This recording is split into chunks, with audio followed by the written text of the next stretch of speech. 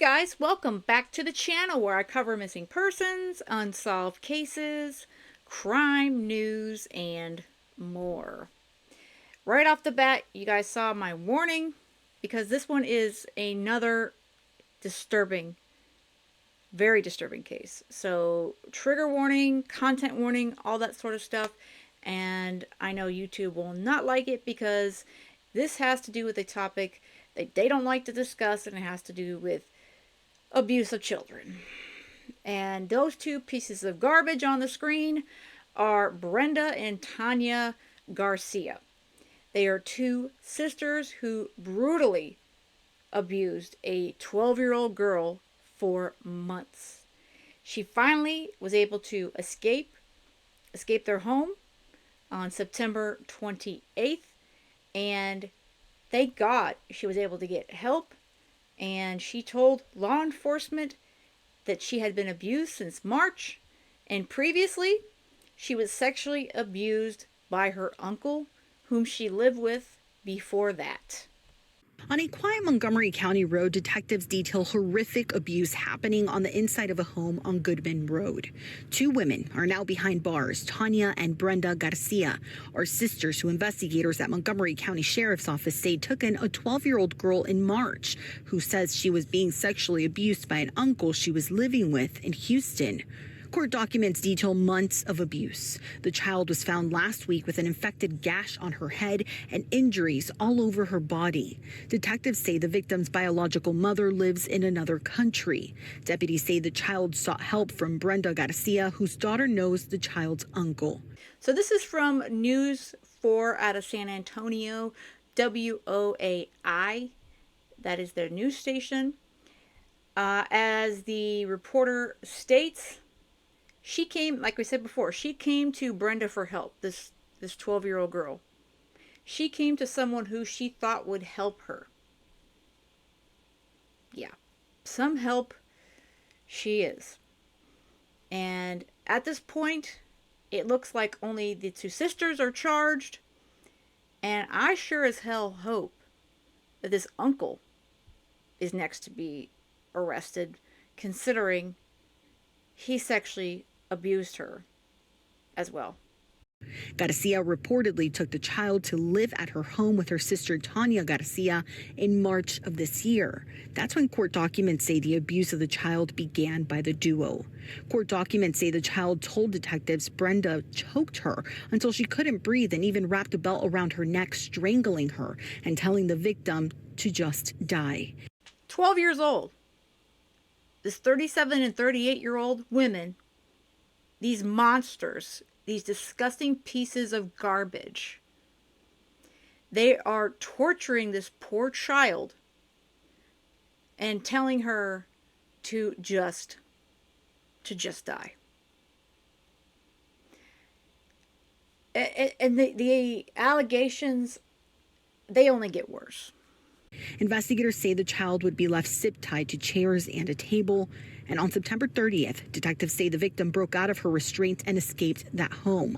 Home surveillance video, according to investigators, showed Tania Garcia hitting the child with a spiked belt while being tied up before she left the house. Deputies say CPS was involved, but when they were looking for the 12-year-old girl, Brenda told CPS the child had moved back to Honduras to be with her mother.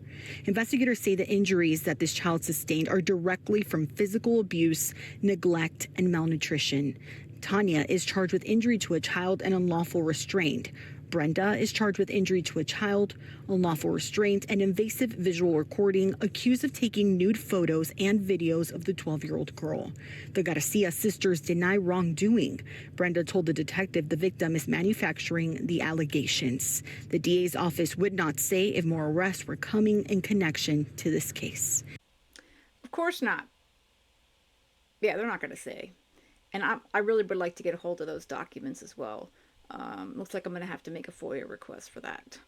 Again, these are the pieces of crap, pieces of garbage. And thank God they're withholding this kid's name, because she deserves a lot better. She was also The 12-year-old was also tied up, cut with scissors, and choked around the neck, like they said, with a belt, and she couldn't breathe. I've seen actually that they stated that she escaped on September 28th. They're saying here in the news piece that it was September 30th. Either way, since March, this poor girl has been through hell. Literally hell and back. And I cannot imagine. I feel like that these kind of people, and I know I say this and I think this all the time. This is the kind of stuff that I'm like, if you hurt a child and you do these things to them, well, turnabout is fair play, isn't it? Turnabout should be fair play. Further, the 10-page document, which I stated I'm going to try to get a hold of, described the months of abuse at the hands of these monsters, which included being strangled with a belt and told to just die already. She was forced to strip nude, crawl on the floor, and bark like a dog. She was beaten with sticks, cords, and a belt with a spike, photographed naked and degraded. She was bound with zip ties to a chair and a table where they would degrade her if she urinated on herself. Starved and allowed to only have ramen noodles and water twice a day. And forced to eat things off the floor, including dirt and hair. I believe that they should be forced to endure that exact treatment. Let's treat them like a dog. Have them bark and eat off the floor. Unfortunately